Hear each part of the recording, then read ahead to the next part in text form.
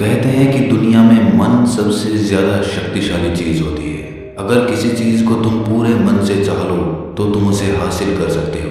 ये मैं नहीं कहता, ये सभी महापुरुषों का कहना है। लेकिन अगर ये सत्य है, ये सच है, तो जो हम अपने मन से चाहते हैं वो हमें हासिल क्यों नहीं होता है? भाई, कोई भी इंसान अपने मन में दुख तो नहीं चाहेगा, लेकिन वो रहता तो दुखी है। हर इंसान अपने मन से तो कामयाब होना चाहता है, खूब पैसा कमाना चाहता है, लेकिन फिर भी वो कामयाब नहीं होता। भला ऐसा दुनिया में कौन इंसान होगा जो अपने मन में ये चाहेगा कि मैं नाकामयाब रहूं या मैं पैसा ना कमाऊं? सोचने की बात है। तो इसमें दो चीज़ें निकल के सामने आती हैं। या तो वो महापुरुष गलत थे जिन्होंने ये बात बोली कि मन से चाही हुई चीज़ हासिल हो जाती है, या फिर हम गलत हैं। आज की कहानी जो मैं आपको सुनाने वाला हूँ उसमें आपको एक ऐसा मंत्र मिलेगा, उसे समझने के बाद आपको एक ऐसा मंत्र पता चलेगा जिससे आप ये समझ पाएंगे कि अपने मन से कोई भी चीज़ कैसे करवाई जाती है, मन में किसी भी बात का बीज कैसे बोया जाता है। ये इस कहानी से आपको अच्छी तरह से समझ में आ जाएगा, और इससे आप ये भी समझ पाएंगे कि आकर्षण का नियम, लॉ ऑफ अट्रैक्शन, कैसे काम करता है। कहानी छोटी सी है लेकिन बहुत ही गहरी है। इससे पहले कि आप इस कहानी में खो जाएं, इस चैनल को सब्सक्राइब जरूर कर लें। तो चलिए कहानी शुरू करते हैं। एक बार की बात है, एक आदमी के जीवन में सिर्फ दुख ही दुख थे। वो जो भी काम करता उस बेचारे का वो काम पूरा ही नहीं होता। घर में आता तो घर में कलेश बना रहता, किसी से कोई मदद मांगता तो कोई उसकी मदद नहीं करता। ऐसा लगता था कि चारों ओर से दुखों का पहाड़ उसी पर टूट पड़ा है। उसे समझ नहीं आ रहा था कि मैं इन दुखों से पार कैसे पाऊँ। वो दिन रात यही सोचता रहता कि अपने दुखों से छुटकारा कैसे पाना है। इसी कारण से वो रात में सो भी नहीं पाता था। उसकी आंखों के नीचे बड़े बड़े काले घेरे बन गए थे, जो इस बात का प्रतीक थे कि वो आदमी कितना दुखी है और कितना चिंतित है। कभी कभी तो उसके मन में आत्महत्या करने के भी ख्याल आते थे, लेकिन अपने परिवार की चिंता करके वो ये कदम नहीं उठा पाता था। वो इतना दुखी हो गया कि उसने निर्णय किया कि वो इन दुखों से छुटकारा पाके रहेगा। इसके लिए चाहे उसे कितनी भी मेहनत करनी पड़े, कुछ भी करना पड़े, चाहे अंगारों पे चलना पड़े, लेकिन इन दुखों से छुटकारा हासिल करके रहेगा। ऐसे ही एक दिन उसने अपने मित्र से पूछा कि मैं अपने जीवन को कैसे सुधारूं। उसके मित्र ने उसे बताया कि तुम किसी बाबा के पास जाओ। बाबाओं के पास ऐसा मंत्र होता है जिससे सारे दुख मिट जाते हैं, जीवन खुशियों से भर जाता है और धन संपदा भी हासिल हो जाती है। तुम किसी ऐसे बाबा को ढूंढ लो, बस तुम्हारा काम बन जाएगा। उस आदमी के मन में ये बात पूरी तरह से पक्की बैठ गई कि कोई बाबा ही मेरा दुख दूर कर सकता है, और इसीलिए उसे किसी भी बाबा के बारे में पता चलता तो वो उस बाबा के पास पहुंच जाता। उस बाबा को अपनी समस्या बताता और उससे उसका समाधान पूछता और कहता कि बाबा, मैं कुछ भी करने के लिए तैयार हूँ, लेकिन मेरी इन समस्याओं से मुझे छुटकारा दिला दीजिए। आप जो कहेंगे मैं वो करूँगा, लेकिन मेरे जीवन को सुधार दीजिए। बाबा उसे कुछ टोने टोट के बता देते थे करने के लिए, और बदले में दान दक्षिणा ले लेते थे कि ये टोना टोटका करने के बाद तुम्हारे घर में सुख शांति बनी रहेगी, बस इस टोटके को पूरी विधि के साथ करना। वो आदमी घर लौटकर पूरी विधि के साथ टोने टोटके करने लगा, लेकिन बहुत टोने टोटके करने के बाद भी उसके जीवन में कुछ बदलाव नहीं आया। इसके विपरीत उसका जीवन और ज्यादा दुखी हो गया। जो भी बाबा उसे टोना टोटका देता था वो बदले में उससे दान दक्षिणा लेता था, जिससे उसका धन भी धीरे धीरे खत्म हो रहा था। इससे उसके जीवन में दुख और ज्यादा बढ़ गए। तब उसे लगा कि बाबाओं के पास जाने से तो मेरे जीवन में दुख कम होने की बजाय बढ़ते ही जा रहे हैं, तो मुझे क्या करना चाहिए? बाबाओं के पास जाऊं या ना जाऊं? फिर एक दिन एक आदमी ने उसे बताया कि तुम अपने घर में किसी पंडित को बुलाकर हवन करवा लो। हवन होगा, घर शुद्ध हो जाएगा।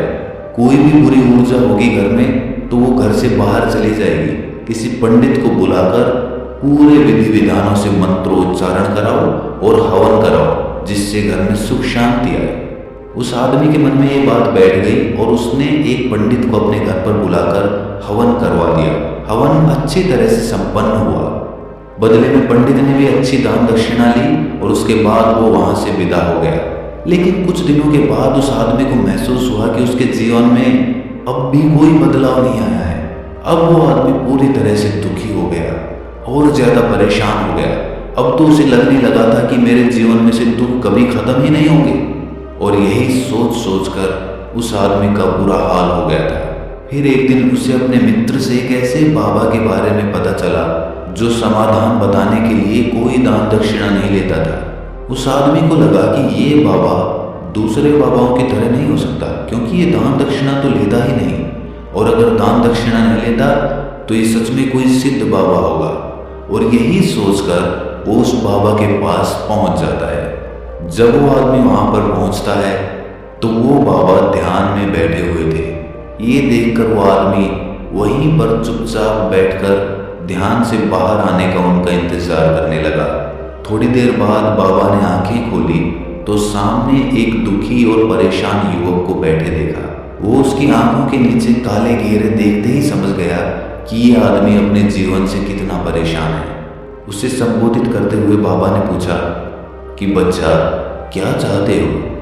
बाबा के पास क्या लेने आए हो? उस आदमी ने कहा कि बाबा, मैं अपने जीवन से बहुत परेशान हूँ। मैंने इन दुखों को दूर करने के लिए बहुत सारे रास्ते अपनाए। हर वो तरकीब करके देखी जो किसी बाबा ने मुझे बताई, हर वो काम किया जो किसी भी इंसान ने मुझसे करने को कहा, लेकिन मेरे जीवन में दुखों में कोई कमी नहीं आई। बाबा, इसके विपरीत मेरे जीवन में दुखों में बढ़ोतरी हो गई। मुझे समझ नहीं आ रहा है कि मैं क्या करूं। कभी कभी तो मैं आत्महत्या करने की सोचता हूं, लेकिन अपने परिवार की सोचकर मैं ये कदम नहीं उठा पाता। मैंने आपके बारे में बहुत सुना है बाबा, और मैं बहुत उम्मीद के साथ आपके पास आया हूँ। कृपया करके मुझे कोई ऐसा मार्ग बताएं जिससे मुझे अपने दुखों से छुटकारा मिल जाए। मैं अपने दुखों से छुटकारा पाने के लिए कुछ भी करने को तैयार हूँ।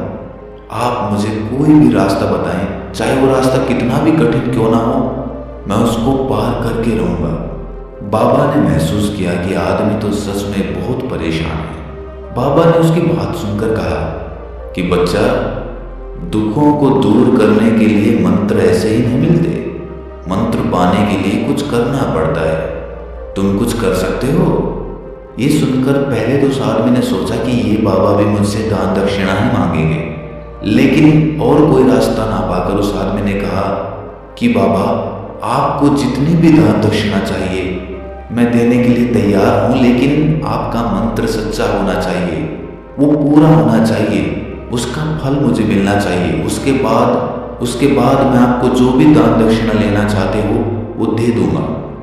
बाबा ने कहा कि दान दक्षिणा तो बहुत छोटी सी चीज है, मुझे वो नहीं चाहिए। इस पर वो आदमी सोच विचार करके बोला, तो बाबा, मैं अंगारों पे भी चलने के लिए तैयार हूँ, आप मुझे बस आज्ञा दीजिए। बाबा ने कहा कि अंगारों पे चलने वाली छोटी चीज मैं तुमसे नहीं कराने वाला। मैं जो तुमसे कराने वाला हूं वो बहुत कठिन मंत्र है, उसे पूरा कर पाओगे? बाबा ने कहा कि बाबा, आप मुझे बताइए तो सही, मुझे करना क्या होगा? मैं कुछ भी करने को तैयार हूं। इस पर बाबा ने उसे कहा कि यहां से जब तुम अपने घर जाओ तो रास्ते में अपने मन में ये दोहराते जाना कि मैं सुखी हूं, मैं सुखी हूं, मैं सुखी हूं। बार बार अपने मन में यही दोहराना, और याद रहे, जुबान पर ये नहीं आना चाहिए, ये सिर्फ मन में दोहराना है। ये सुनकर वो आदमी बोला, बाबा, बस इतनी सी बात, ये तो मैं चुटकी बजा के कर लूंगा, लेकिन इससे होगा क्या? बाबा बोले कि इस मंत्र को करके देखो। वैसे भी तुमने इतने बाबाओं के मंत्र किए हैं, तो इस मंत्र को भी करके देख लो। उस आदमी ने सोचा कि बाबा कुछ दान दक्षिणा तो ले नहीं रहे, और छोटा सा मंत्र है, इसे तो मैं कर ही लूंगा। वो बोला, ठीक है बाबा, मैं ये मंत्र जरूर करूंगा। वो आदमी ये कहकर वहां से उठकर चलने लगा, लेकिन जैसे ही वो चलने लगा, पीछे से बाबा ने बोला कि बच्चा, एक बात याद रखना, जब तुम ये मंत्र अपने मन में दोहराओ तो तुम्हारे मन में बंदर के विचार नहीं आने चाहिए, बंदर का ख्याल भी नहीं आना चाहिए, तो ही ये मंत्र सिद्ध होगा। वो आदमी बोला, मुझे तो आज तक बंदर का कोई विचार नहीं आया, तो अब क्यों आएगा? आप चिंता मत करिए बाबा, मैं बस मन में यही दोहराऊंगा कि मैं सुखी हूँ, मैं सुखी हूँ। इसके अलावा बंदर का कोई विचार मेरे मन में नहीं आएगा। ये कहकर वो आदमी वहां से चल दिया। वो अपने मन में मैं सुखी हूं, मैं सुखी हूं, ये दोहराता हुआ थोड़ी दूर ही चला था कि उसके मन में अचानक बंदर का ख्याल आ गया। बंदर का ख्याल एक बार आया और चला भी गया, लेकिन उस आदमी ने सोचा कि आज तक तो मुझे बंदर का कोई विचार नहीं आया, ये आज बंदर का विचार क्यों आ गया? और ऐसे करके उसने उस बंदर के विचार को पकड़ लिया। वो ये भूल गया कि मुझे क्या मंत्र दोहराना है और वो बंदर के बारे में सोचने लगा। जब थोड़ी देर बाद उसे फिर से होश आया तो वो फिर से अपना वही मंत्र दोहराने लगा जो बाबा ने उसे बताया था, मैं सुखी हूं, मैं सुखी हूं।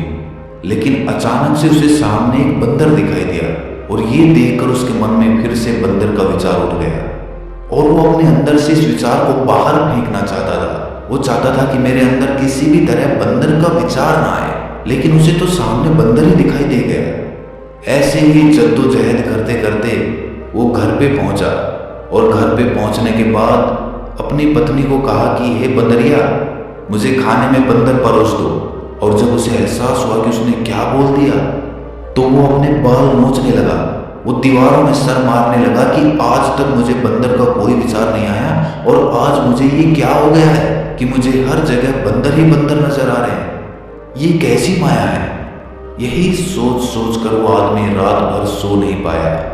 रात भर करवटें बदलता रहा और सुबह उठकर सीधे उसी बाबा के पास पहुंच गया और उसके चरणों में गिरकर कहा कि बाबा, पता नहीं क्या चमत्कार हो रहा है, आज तक मुझे बंदर का कोई विचार नहीं आया, लेकिन कल से जब से आपने मुझसे कहा कि बंदर का विचार नहीं आना चाहिए, तब से मुझे हर जगह बंदर ही बंदर नजर आ रहे हैं। उस आदमी ने कहा कि बाबा, मुझे तो आपके पीछे पेड़ पर बैठा हुआ बंदर भी केले खाता हुआ दिखाई दे रहा है, ये हो क्या रहा है बाबा? ये सुनकर बाबा हंसने लगे। बच्चा, मन का जाल एक ऐसा जाल है जिसे समझ पाना इतना आसान नहीं है।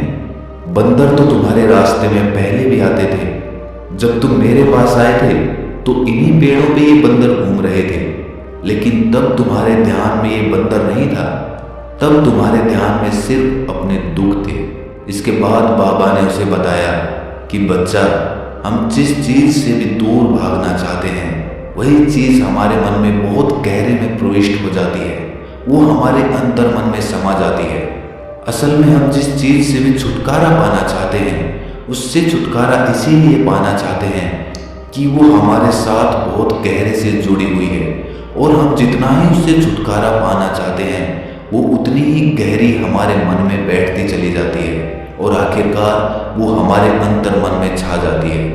ऊपर से तो हम चाहते हैं सुखी होना कि मैं सुखी हूँ, सुखी हूँ, हमारे होंठ भी यही बोलते रहते हैं, लेकिन हमारे मन में दुख समाये होते हैं। हमारे विचारों में, हमारे मन में हमें दुख ही दुख दिखाई देते हैं। इसीलिए अपनी जुबान से बार बार ये बोलने से कि मैं सुखी हूँ, मैं सुखी हूँ, हम सुखी नहीं होंगे जब तक ये मंत्र हमारे अंतर मन में प्रविष्ट नहीं होगा। इस पर उस आदमी ने पूछा कि बाबा, लेकिन ये मंत्र हमारे अंतर मन में प्रविष्ट कैसे होगा? ये सुनकर बाबा ने कहा कि बच्चा, अपने दुखों से लड़ना बंद कर दो। जब तक तुम अपने दुखों को दूर करने की सोचते रहोगे तब तक वो दुख तुमसे चिपके रहेंगे, तब तक वो दुख तुम्हारे अंतर मन पर अपना राज जमाए बैठे रहेंगे। और जिस दिन तुम उन दुखों के बारे में सोचना ही छोड़ दोगे, उन दुखों से छुटकारा ही नहीं पाना चाहोगे, उसी दिन से तुम्हारी जिंदगी से दुख गायब हो जाएंगे। क्योंकि किसी भी चीज से छुटकारा पाने के लिए हमें उस चीज के बारे में सोचना पड़ता है, और हम जितना ही उस चीज के बारे में सोचते हैं वो उतनी ही गहरी हमारे मन में प्रविष्ट होती चली जाती है।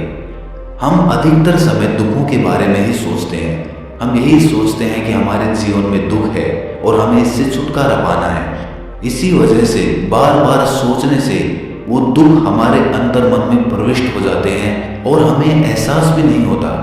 इसीलिए अगर तुम दुखों से छुटकारा पाना चाहते हो तो दुखों से छुटकारा पाने के बारे में सोचना छोड़ दो, तुम्हें दुखों से छुटकारा मिल जाएगा। अक्सर आदमी धूम्रपान छोड़ना चाहता है, शराब छोड़ना चाहता है, सुबह अपने आप से ये वादा करता है कि मैं कोई भी गलत काम नहीं करूंगा, लेकिन शाम को जब लौटता है तो नशे में चूर होकर लौटता है। ऐसा क्यों होता है कि जो हम सोच रहे हैं वो पूरा कर ही नहीं पा रहे हैं? असल में हम उस चीज को बहुत ज्यादा तवज्जो दे रहे हैं, उस चीज को बहुत ज्यादा अहमियत दे रहे हैं। जब भी हम उस चीज को छोड़ने के बारे में सोचते हैं तो हम उसकी इम्पोर्टेंस यानी कि विशेषता और ज्यादा बढ़ा देते हैं। हमारा मन उस चीज के बारे में जितना ज्यादा सोचेगा, शराब या धूम्रपान छोड़ने के बारे में जितना ज्यादा सोचेगा, हमारा मन उतना ही उस चीज के पीछे ज्यादा भागेगा। हमें उस चीज से लड़ना नहीं है, बल्कि बिना सोचे गुजर जाना है। और अगर इस मंत्र को हम समझ लेते हैं तो हम अपने जीवन में जो भी पाना चाहते हैं उसे अपने अंतर मन में डाल सकते हैं। और एक बार वो लक्ष्य हमारे अंतर मन में बैठ जाता है तो फिर सफलता पाने में कोई समस्या नहीं आती, कोई दिक्कत नहीं आती। तो दोस्तों, कैसी लगी आपको ये कहानी कमेंट सेक्शन में ज़रूर बताएं, और अच्छी लगी तो इस चैनल को सब्सक्राइब करना ना भूलें। तो मिलते हैं अगली कहानी में, तब तक के लिए अपना ख्याल रखें।